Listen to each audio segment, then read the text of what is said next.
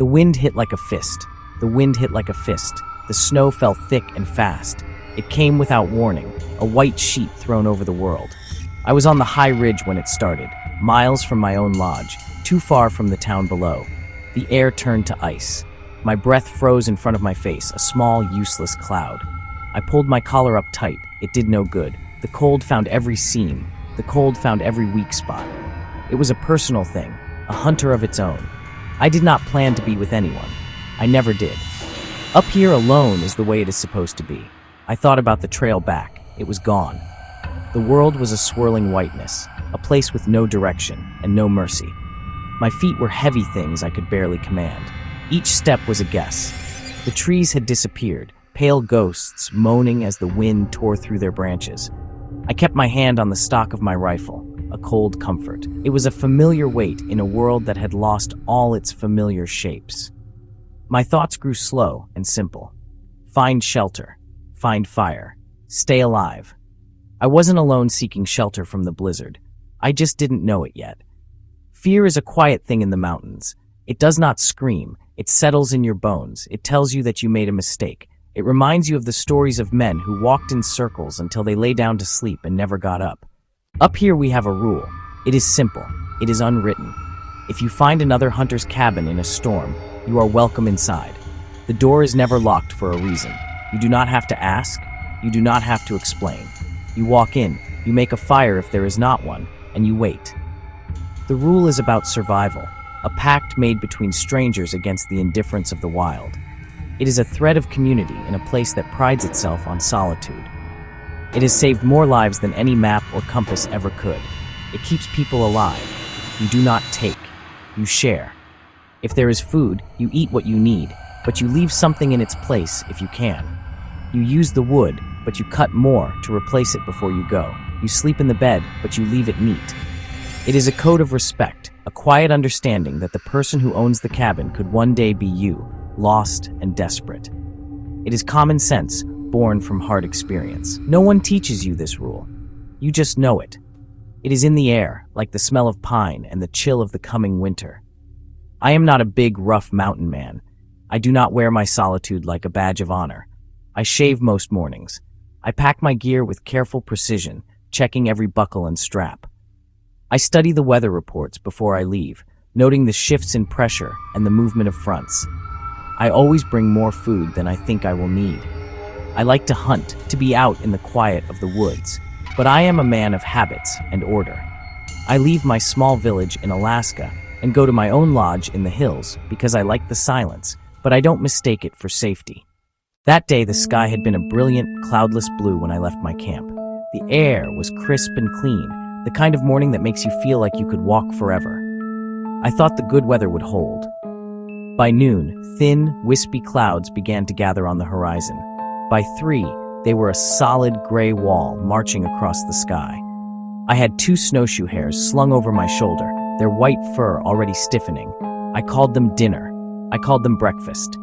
It was a small, private joke, a tiny thing to hold on to in the vastness of a very long day. It was the last time I smiled. Yeah. The storm caught me on the ridge. The wind grew teeth, tearing at my coat, stinging my exposed skin. I could not see the cabin until I was nearly on top of it, a dark shape materializing out of the swirling snow. It was small, made of rough-hewn logs, roof burdened with fresh snow. A fragile ribbon of gray smoke rose from the stone chimney. Footprints in the powder near the door, faint, already filling in, but they were there. Someone had been here. Recently. I could hear nothing but the storm. The trail back to town was gone. My hands shook from the cold as I pushed the door. The door swung inward without a sound, revealing a pocket of warm, still air. A small fire crackled and hissed in a cast-iron stove. A copper pot on the stovetop sent a thin wisp of steam into the light. A simple wooden table held a single ceramic mug. Close on steam, rising from dark tea in the mug. The cabin was empty of people, but not empty of life. It felt like it was waiting. I did not feel alone then. Not in a bad way. The room held the tidy order of someone who lived there.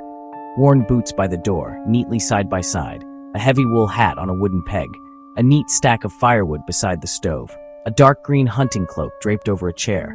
These were things left by someone who planned to return in a minute, not in a day. I set dinner and breakfast down on the floor near the hearth. I peeled off my wet gloves, fingers clumsy and stiff. The cabin smelled of pine smoke and wet wool, a faint green scent, crushed leaves.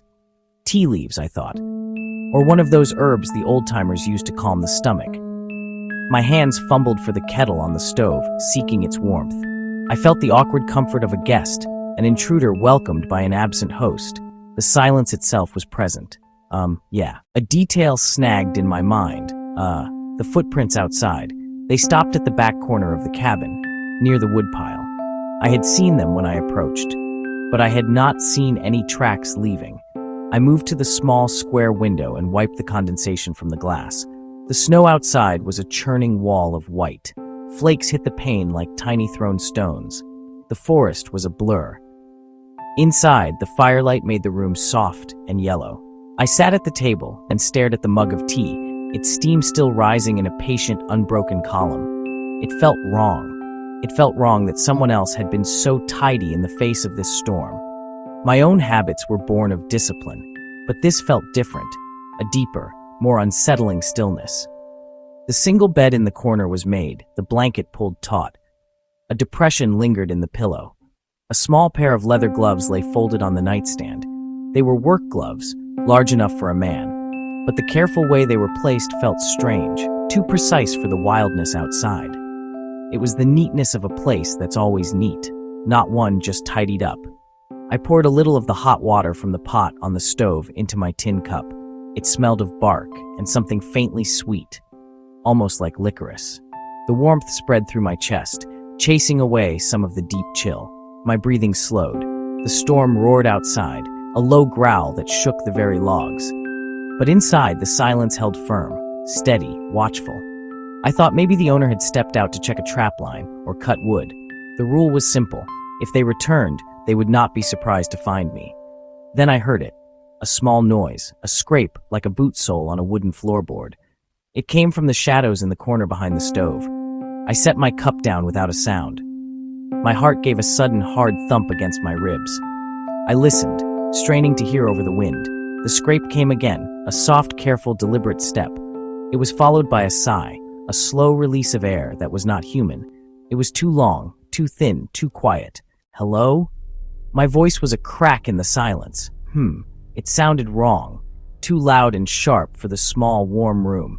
There was no answer, only the howl of the wind and the soft, rhythmic patter of snow against the roof. I stood up slowly, my chair making a soft groan against the floor. I crossed to the dark corner. There was a door there I hadn't noticed, set flush with the wall. The simple wooden latch felt warm to the touch, as if a hand had just been resting on it. My own hand trembled as I lifted it. The door opened into a small, windowless storage room. It was colder in here. A cot was pushed against the far wall. The pillow was crumpled, the blanket thrown back as if someone had gotten up in a hurry. A small, three-legged stool stood beside it, and on it, a half-eaten apple sat next to a hunting knife. The apple had been cut cleanly in two. One half was gone. My throat felt tight and dry. I backed out, pulling the door shut, my eyes scanning the main room again. The mug was still on the table. The cloak was still on the chair. Nothing had moved. I moved to the main door and eased it open a crack. The world outside was a furious white chaos. The footprints I had seen were gone, buried under a fresh layer of snow. There were no new tracks, no sign of anyone coming or going, only the endless, driving storm. I closed the door, the latch clicking shut with a sound that felt loud as a gunshot. The room felt smaller now. The warmth from the stove felt less like comfort and more like a trap. The faint green smell was stronger now, and it wasn't tea. It was the smell of damp earth. I reached for the hat on the peg, thinking to examine it. It was heavy, much heavier than a wool hat should be. It was damp. I turned it over in my hands. The inside was caked with something dark and stiff. It was frozen mud and hair. And there on the rim was a small dark smear that was not mud. My blood ran cold. Then I heard the voice. It was a whisper right beside the stove. It was clear and calm. It said my name.